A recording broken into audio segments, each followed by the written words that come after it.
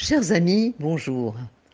Donc ce Shabbat, nous allons lire la paracha Shlach, la paracha des explorateurs qui vont explorer le pays d'Israël. Et justement, cette mission de reconnaissance des explorateurs, des Meraglim qu'on lit dans la paracha de cette semaine, avait pour but de réunir des informations tactiques sur l'ennemi. Ils ont été enjoints d'explorer le pays, si celui-ci possédait des fortifications naturelles, ou bien est-ce qu'il y avait des murailles érigées par les hommes. Il devait faire un rapport sur les forces, les faiblesses de l'ennemi et sur les ressources naturelles sur lesquelles il pouvait compter au cours des batailles. Donc ces informations, bien sûr, seraient utilisées par les conseillers militaires pour établir une stratégie adéquate au combat imminent pour conquérir Eretz Israël. Ces Meraglim, ces explorateurs, comme nous dit la Torah, étaient tous réputés pour être des hommes à l'intégrité incontestable. Donc, ils ont rempli fidèlement leur tâche, leur mission, mais de la façon dont ils sont entrés en Eretz Israël, ils avaient un but de vraiment d'accomplir leur mission. Mais ce qu'ils ont vu leur a fait vraiment peur. Pourquoi ? Les Cananéens étaient une nation puissante, un peuple gigantesque possédant une force terrifiante. Pas moins de 31 rois possédaient des palais immenses, royaux, une véritable forteresse armée. Il n'y avait aucun moyen, ont conclu les explorateurs, pour que les Hébreux parviennent à une victoire naturelle contre le formidable ennemi cananéen. Et, je cite, ils ont dit la chose suivante: nous sommes incapables de vaincre ce peuple car il est plus fort que nous. Et ce nous, en vérité, fait référence à Kadosh Baruch Hu. Ils n'ont pas voulu dire plus fort que Dieu, ils ont dit plus fort que nous. Mais leur intention était que c'est même plus fort que Dieu. Alors, eh bien, cette conclusion, bien sûr, on le sait, a eu des résultats désastreux. Hachem lui-même a été extrêmement mécontent de ce rapport et de la réaction qu'il a suscitée.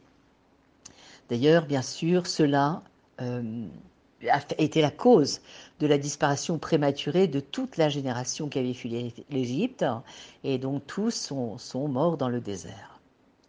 Alors, cherchez l'erreur.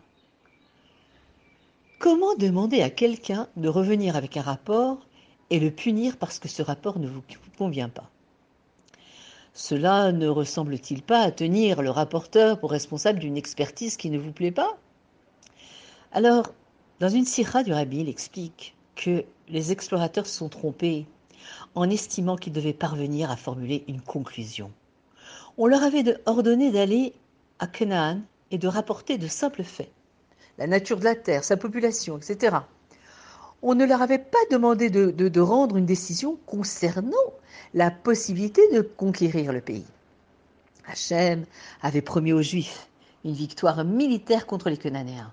Ce n'était donc pas une question à débattre. Le problème n'était pas de savoir s'ils pouvaient le faire, mais comment le faire. Alors, il en va de même dans notre vie personnelle. En vérité, nous sommes tous des shluchim, nous sommes tous envoyés en mission dans ce monde pour illuminer notre environnement de la lumière de la Torah et des mitzvot. Souvent, l'opposition nous paraît insurmontable. Quand justement on y réfléchit, alors nous devons nous rappeler que si Dieu nous a investis d'une mission, alors il est sûr que nous pouvons l'accomplir. Notre seul travail, en vérité, consiste à réfléchir à comment la réussir. Mais nous avons des cohortes extraordinaires que Dieu a mis en nous et nous avons la possibilité de le faire. Donc à nous de réussir notre shlichut. Et c'est vrai que les explorateurs, finalement, bien sûr, on dit cette conclusion qu'ils n'avaient pas à le faire, ils n'avaient pas à conclure sur ce rapport. Ils devaient juste donner des faits, comme on l'a dit. Mais il est vrai aussi qu'ils avaient une vie spirituelle très très remplie dans le désert. Ils n'avaient pas à s'occuper de choses matérielles puisque ils avaient l'eau de Myriam, ils mangeaient la manne, lechem min hashamayim. Qu'est-ce qu'ils avaient encore? Ils avaient les Anané Kavod, Bisrout Aaron, qui aplanissaient les montagnes, qui tuaient les serpents, qui lavaient leurs vêtements, etc. Quelque part, il y avait un certain confort au niveau de la vie matérielle. C'était dégager aussi des problèmes matériels et ils pouvaient s'adonner, bien sûr, aux choses spirituelles. Mais c'est pas le but, c'est pas ce que Dieu veut de nous. Il ne veut pas qu'on soit une vie d'ascète, hein, mais qu'on soit dans le monde et qu'on le transforme. Je vous souhaite Shabbat Shalom, Umevorach et Rag Besorot Tovot.